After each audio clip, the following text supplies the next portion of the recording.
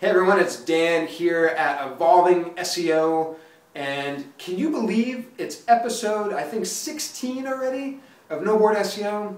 You know, one of my biggest goals when starting this series was to commit to something and not quit, right? And not stop doing it. One thing I recommend to my clients all of the time is to publish content on a scheduled basis and be consistent and not quit, right? Don't give it just a month or 2 months or even 6 months, right? Give it a year. See what happens after 12 months of regularly publishing content on a scheduled basis and see what you can make of that, see what happens. So that's what I'm doing here to take my own advice essentially, right? To not only publish content on a schedule, but to use video to try to share knowledge and share things, teach the other people in the community, right?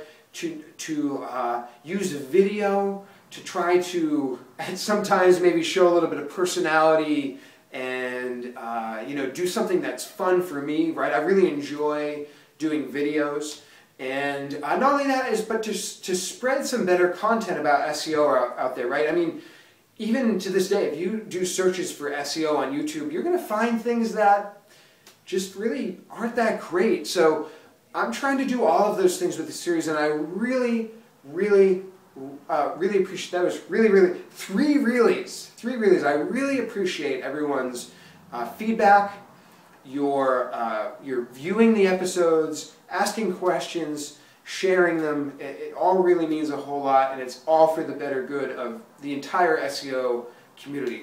So with that said, I want to share one really quick actionable tip today that anybody can do. If you're an SEO, if you're a website owner, a business owner, you should all do this next tip for some quick opportunity.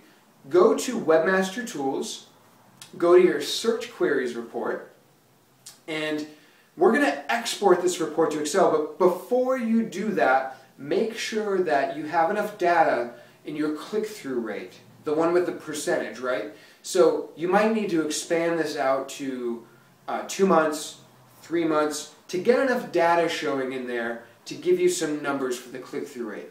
I do recommend as short of a time span as possible, because we're going to be looking at average position, and that can change over time. So if you're going back 90 days, you might not get as accurate as an average position as you would for 30 days.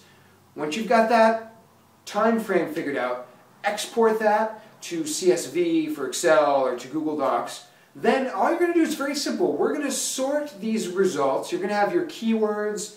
The left is over here. You're going to have your keywords on the left-hand side. You're just going to sort this by average position from position number 1 going down, descending. Then what you want to do is quickly scan your click-through rate, the percentage. See if you can quickly determine what the average click-through rate is for you or for that site for position 1 to 5. And then what you're going to do is filter out anything that's below the average. So if a lot of position 1 through 5 things are getting 50%, 60% click-through rate, filter out anything, let's say, below 50% or below 40%. Then this is our report. Think of the opportunity we have here with this report. We have things ranking on average between 1 and 5 that are getting a lower than average click-through rate. And you might want to also sort the number of impressions as well, so you can prioritize this.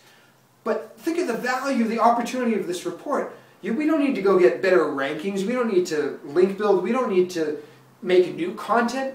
We're going to take the content that's already ranking and just try to get it a better click-through rate with this report. And this report helps us isolate those things and prioritize it.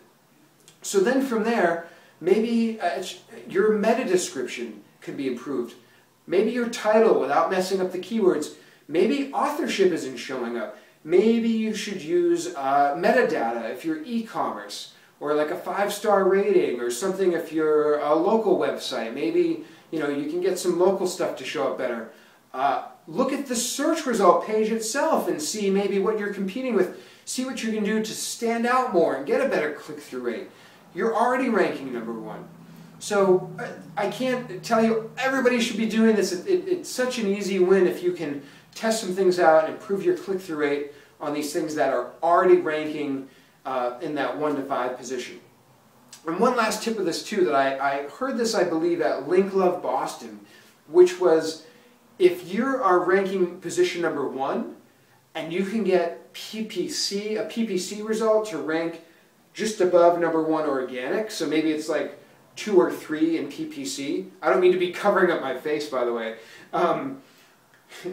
But the bottom one PPC and the top one organic, it showed to get a higher click-through rate in the organic if you had the PPC right above it. Another quick tip, there was a study that showed that hyphens got a better click-through rate than pipes.